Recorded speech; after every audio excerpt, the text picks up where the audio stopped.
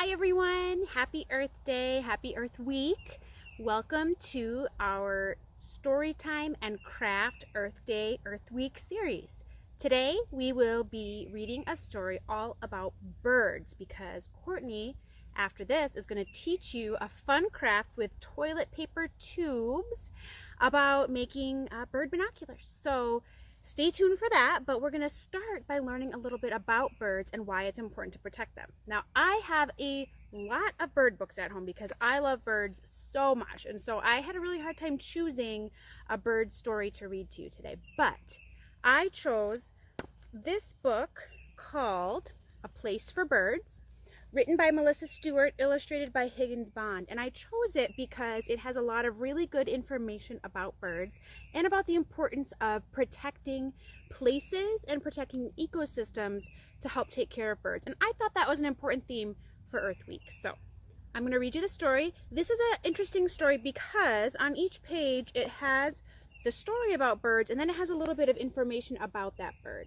So what I'm going to do first is actually go through twice. The first time I'm going to go through and just read the story, and then the second time I'll go back through and read you the information about the bird. So if you have younger kids who just care about the story and the pictures, they can just watch that part. And if you have older kids who are interested and want to learn more, or even younger kids who just love birds like I do, they can listen to the full story and hear everything about birds.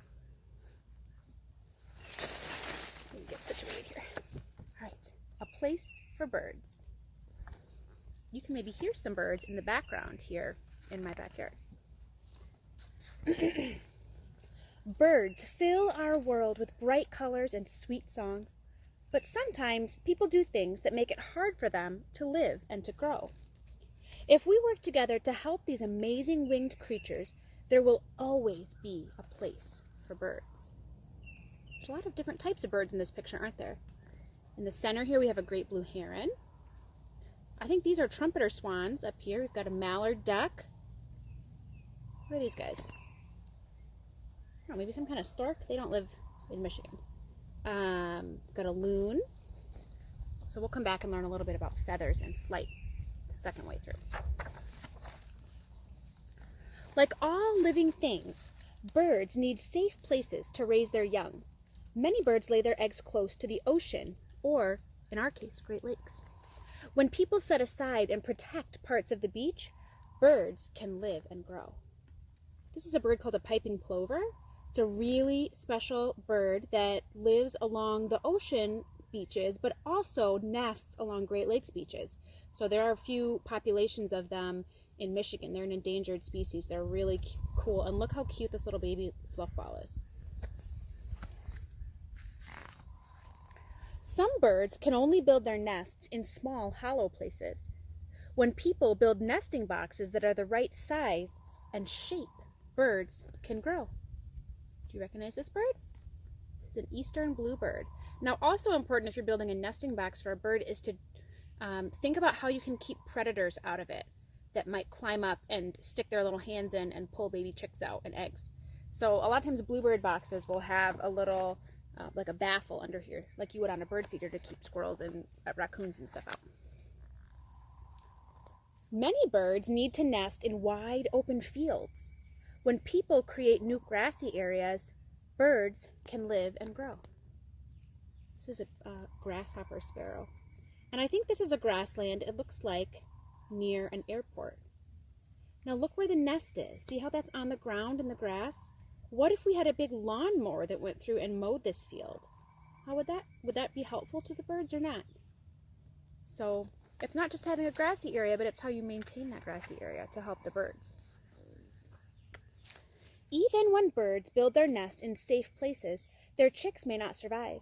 If adult birds eat food full of poisonous chemicals, they may not be able to lay healthy eggs.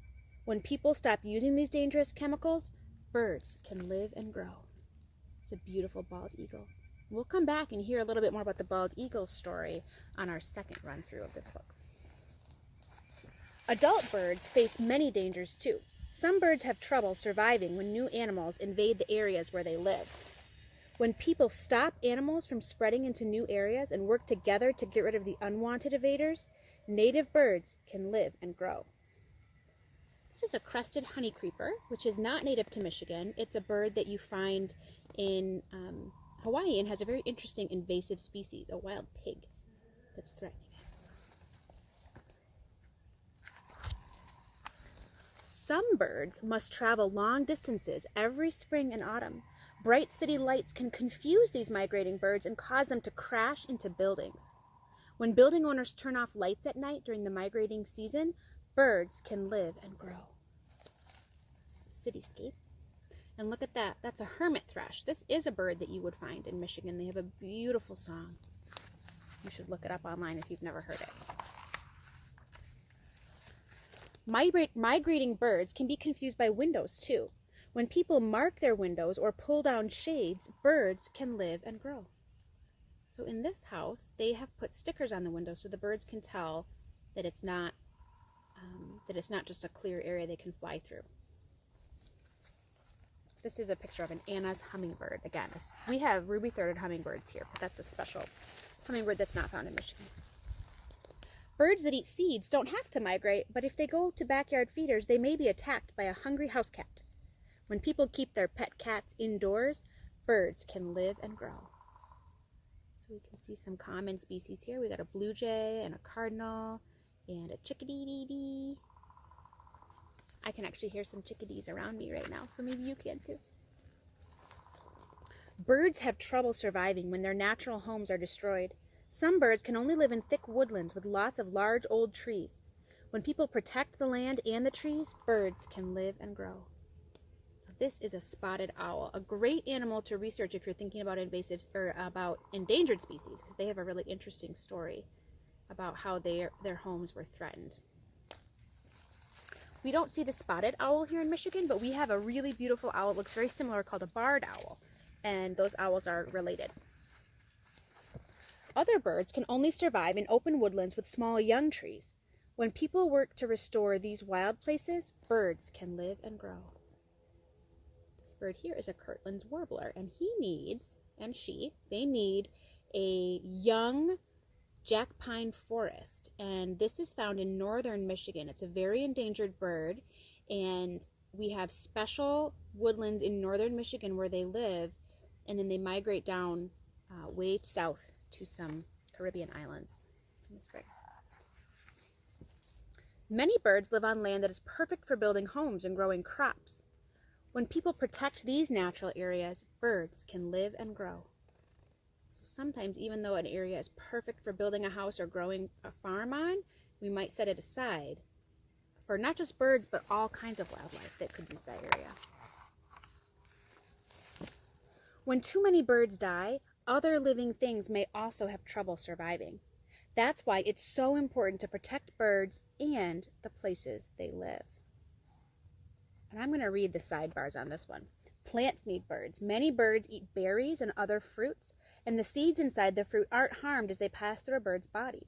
When the bird releases its waste, the seeds land on the ground. If the soil is rich and moist, the seeds will grow into new plants. Many plants depend on birds to carry their seeds to new places, like the cedar waxwing. They eat a lot of berries. Other animals also need birds. Birds are an important part of the food chain. Eggs and chicks are good sources of food for raccoons, snakes, lizards, foxes, coyotes, minks, weasels, skunks, and snapping turtles. Adult birds are often eaten by foxes, coyotes, weasels, badgers, mink, and larger birds. Without birds, many other creatures would go hungry. But it's important to know that these are native species eating native birds, and so they have evolved to have a relationship where the whole bird population isn't killed by one species, and that's what happens with invasive species. Birds are the modern relatives of dinosaurs. They have lived on Earth for about 150 million years. Sometimes people do things that can harm birds, but there are many ways you can help these beautiful winged creatures live far into the future. Ways you can help birds.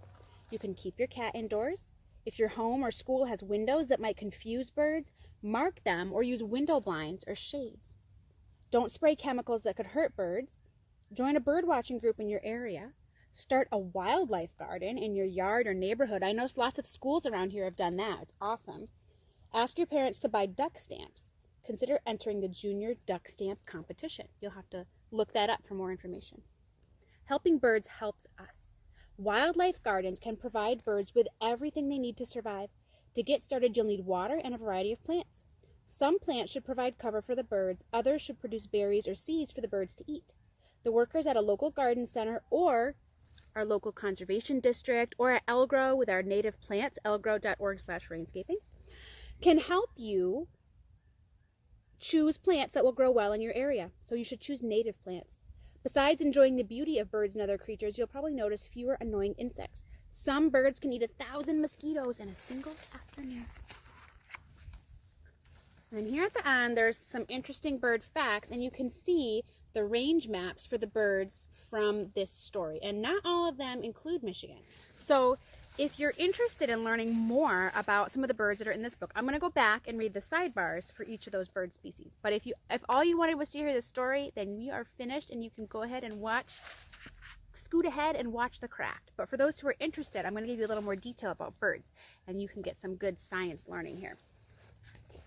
So on this first page, we had the great blue heron, and it's going to talk about feathers and flight. So a bird's most exceptional feature is its feathers. They help a bird stay warm and dry, hide from enemies, and attract mates. Most important of all, feathers help a bird fly. Air flows smoothly over a bird's wing feathers, and a bird uses its tail feathers to steer, slow down, and keep its balance. And here we have a great blue heron adult and chicks. They nest way up high in trees, which is amazing because they're such a big bird. Remember, this beach scene had the piping plover. So piping plovers lay their eggs on beaches. Because the eggs and chicks blend in with their sandy surroundings, sunbathers and joggers might step on them by accident. In the late 1980s, people began fencing off some beach areas while the little birds raised their young. And by 2010, the plover population had begun to recover. So there are a few places in Michigan along the Great Lakes on the dunes where these birds live, and if scientists know where they're nesting, they'll actually fence off those areas and keep people away from them to make sure that the birds are protected. So in this one we saw the eastern bluebird and its nest boxes, and it says eastern bluebirds used to nest inside dead trees and rotten fence posts, but over the years people cut down dead trees on their land and farmers replaced wooden fences with metal ones. Luckily, bird watchers noticed the problem. They began building nest boxes for bluebirds, and the effort paid off. Bluebirds have made an amazing comeback. And bluebird nest boxes are very easy to build, and so that would be a fun project if you wanted to help birds and if you had a nice little field, open area for them to live. So here's another bird that likes its nest in the open fields, the grasshopper sparrow. Remember that one by the airport? In the past, small farms with open fields covered much of New England and really much of the Midwest. But in the last few decades, people have built houses and shopping malls on the land. Scientists at the Westover Air Reserve Base in Massachusetts wanted to create new places for grasshopper sparrows and other grassland birds to live. They set aside 1,500 acres of land and mow the area just once a year. That gives the birds plenty of space and time to lay their eggs and raise their young. Remember earlier I pointed out how that nest is on the ground? So if they only mow it once a year, they make sure they don't mow it while the birds are nesting, and that helps the birds be able to raise their chicks. The bald eagle. Okay, remember the bald eagle? This page was about keeping harmful chemicals out of the food chain. So in the 1940s, farmers began using DDT, a chemical, to kill the insects eating their crops. Some of the poison flowed into rivers and streams and entered the bodies of fish. When eagles ate the fish, the eggs they laid had weak shells and their chicks died. By 1963, only 400 pairs of eagles lived in the wild in the continental United States. Many people worked hard to outlaw the chemical DDT. In 1973, they were successful, and today more than 9,000 pairs of bald eagles live in the continental United States. And you are so lucky you might be able to see bald eagles flying in and around the Grand River. Not in the river, but around it. So here's that crested honey creeper, and this was the page about the dangers. Oh no! Sorry guys. The dangers to birds of invasive species. So this says, early settlers brought farm animals to Hawaii. Some of them escaped into the wild and began to breed in large numbers. Over time, goats ate many rainforest plants, pigs tore up native plants as they rooted through the soil, and crested honey creepers have trouble finding enough flower nectar to eat. But concerned people took action. They built fences to keep pigs and goats out of the places where crested honey creepers live. So this is just one example of an invasive species that's causing harm to native species, but people are helping to manage the problem. so here we see the hermit thrush again, and this is about birds being mixed up when they migrate. So every autumn, millions of birds fly south in search of warmer weather and more food. In the spring, they return to their northern homes to mate and raise young. Because hermit thrushes use the stars and navigate, they often fly toward city lights and crash into tall buildings.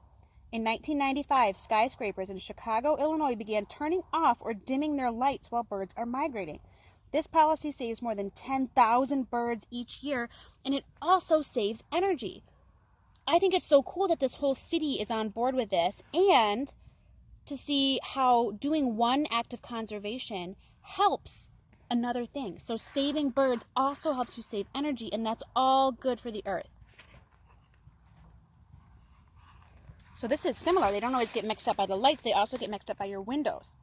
Each year, about 365 million birds die after crashing into windows in the U.S. Migrating birds like the Anna's hummingbird, or maybe the ruby-throated hummingbird by us, are at the greatest risk. The birds are fooled by windows that reflect trees or bushes. They might also crash if they can see through a window to a window on the opposite wall.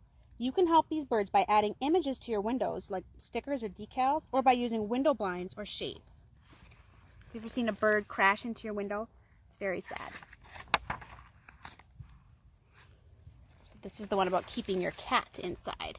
Cats are hunters. Their natural instincts tell them to attack anything that moves, including cardinals and other birds. Peter Mara, a scientist at the Smithsonian Conservation Biology Institute in Washington, D.C., estimates that cats kill as many as 3.7 billion birds every year in the U.S. Keeping pet cats indoors can save cardinals, chickadees, and other birds that visit your backyard feeders. So if you have a cat, consider keeping them inside, or at least put a little bell on their collar so that they can't sneak up on birds. It'll make your cat sad, but your cat will be fine. The birds might not. So here's the spotted owl and their habitat conservation. During the last 150 years, more than 80% of the old-growth forests in the western U.S. have been cut down. If the logging continues, the forest and the creatures living there will soon be gone. In 2008, a large area of land in Arizona, Utah, Colorado, and New Mexico was set aside to help protect one group of spotted owls. Now scientists are hoping the birds will be able to survive because they need that habitat, and they have a very special type of habitat. Kirtland's warbler is similar, also needs a special type of habitat. Kirtland's warblers depend on young jack pine trees and the grasses growing beneath them for food and nesting spots.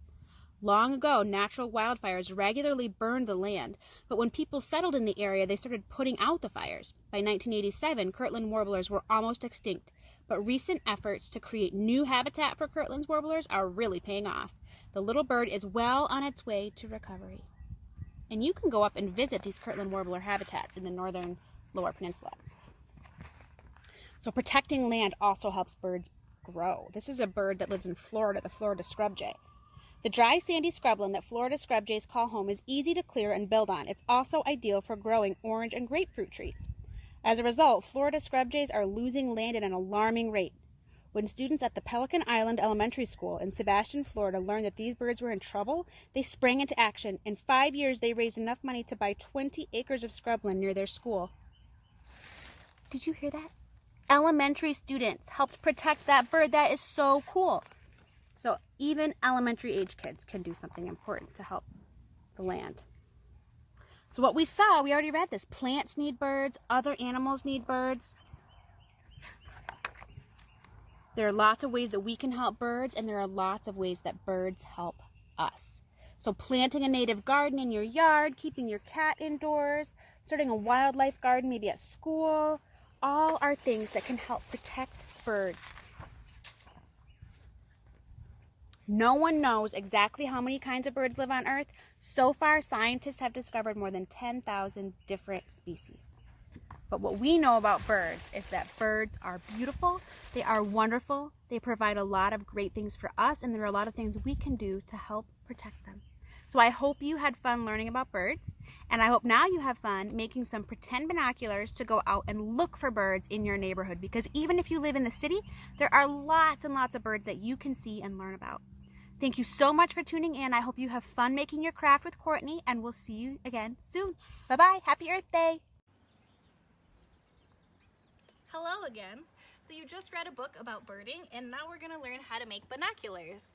So these binoculars are super simple, and we will be making them out of old toilet paper rolls, which I'm sure we have a lot of at the house at this moment.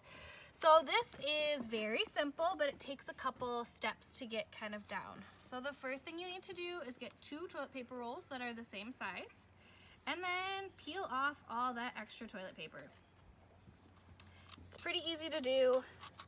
Just kind of find a piece, untwist, roll off some of it. This is a little bit maybe catchier piece, but just pull off all the extra toilet paper because we want to make sure when we tape down our first little bit of cloth or thread that it will stick better. So I have lots of extra scrap pieces of yarn, but you could use twine, you could use fabric, you could cut pieces of fabric and wrap it around really easily. So you don't have to just use yarn, but for this class, what you need is some yarn, you need, or twine, you can use some tape, scissors, a hole punch, and then 2 toilet paper rolls. So after we've cleaned our rolls off, oh, there's a little bit left, we will hole punch them to start so we know kind of what size to do it at. Now the ones that I'm wearing, they're hole punched about 1 inch down, which is kind of where my hole punch sits. So we're gonna take our hole punch and punch a hole right through.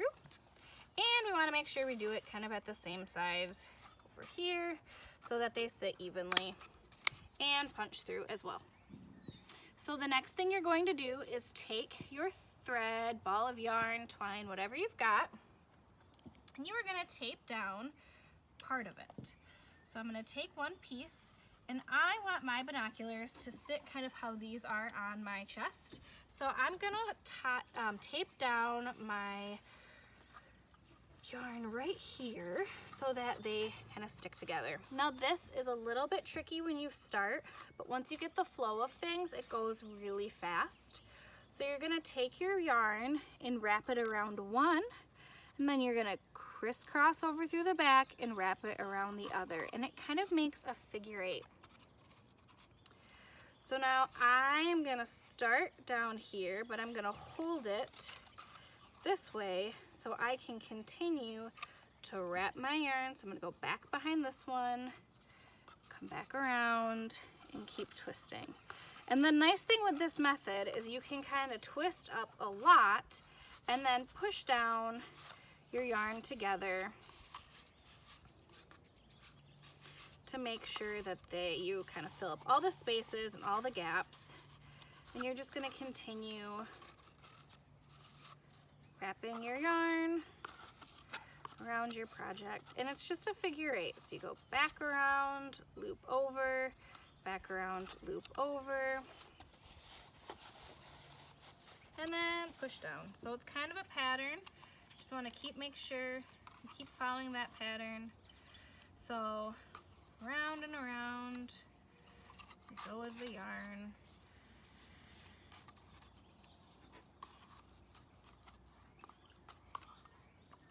And this is all just scrap yarn that I have had that I tied together. So I'm gonna get some pretty cool patterns with my yarn because it's not all the same. But you could easily use all the same yarn for yourself, or like I said, you could even glue some fabric onto the cardboard, or you could color it. It does not have to be cloth. These are all just kind of for your fun, for your bird watching. So you can choose what colors you'd like to use or what method. The nice thing with using the yarn is I don't have to tape anything down after I tape that first piece in, where if I was going to use some paper, I might have to tape these 2 tubes of, these 2 empty toilet paper rolls together. But because I chose this twisting method, I don't have to tape anything else down or make sure that they stick together nicely. So that's something to keep in mind if you end up using fabric, or if you end up using like a paper or something to wrap around, or even if you just want to color these, that's completely fine too. You could just color your toilet paper rolls maybe paint a bird on it. You could use your paintbrushes that you made yesterday out of sticks and pine needles. So I'm just going to continue in this fashion. And if you just want to make sure you see, again, it's just that figure eight. That's all we're doing this whole time. It's just a figure eight method, and it really locks those two rolls together.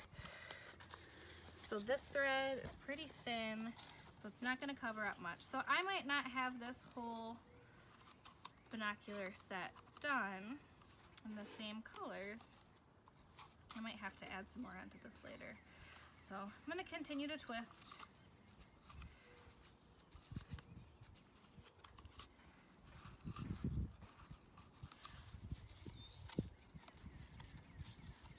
Just slowly moving my way up through my project. So unfortunately, I don't think I'm gonna really have enough of my yarn right now to finish this. So I might just tie off and show you kind of the last process. But I'm gonna kind of loosely fill up the end here, come back later, and I can tie in the rest. But you wanna make sure that you leave yourself enough thread so that you can make a neck piece so that you can hold on to your binoculars. So that's what we were doing when we put those hole punches through, is we were giving ourselves those that space to make your tie-in. So I'm gonna end here, and really easily I'm gonna cut my extra thread or my yarn, and I'm gonna slide it underneath a loop here, and then just tie a knot. Now, if you don't like how messy it looks like with all of these different yarn pieces sticking off, you could cut those off if you liked. I think it looks kind of fun and a little bit whimsical with all of those little pieces of yarn dangling, so I'm gonna leave those on. But then I wanna make sure I have enough of this yarn to make a comfortable yarn wrap. So I'm gonna say I want it about the same length as before, but remember, when you're getting that yarn to the right size, you have to make sure you have extras to tie. So I'm gonna cut my piece of yarn, and then I'm gonna take my binoculars, and you can see in here how they have the holes on the inside. So I'm just gonna open up that hole on both of these, open it up, and now I'm gonna put my yarn through that hole and tie it. So I'm just gonna tie a knot on this end,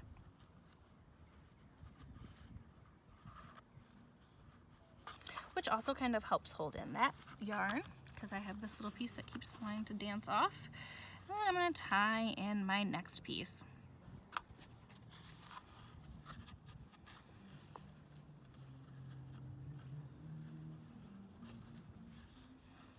And there we are, your new pair of binoculars, all ready for birding. See you later.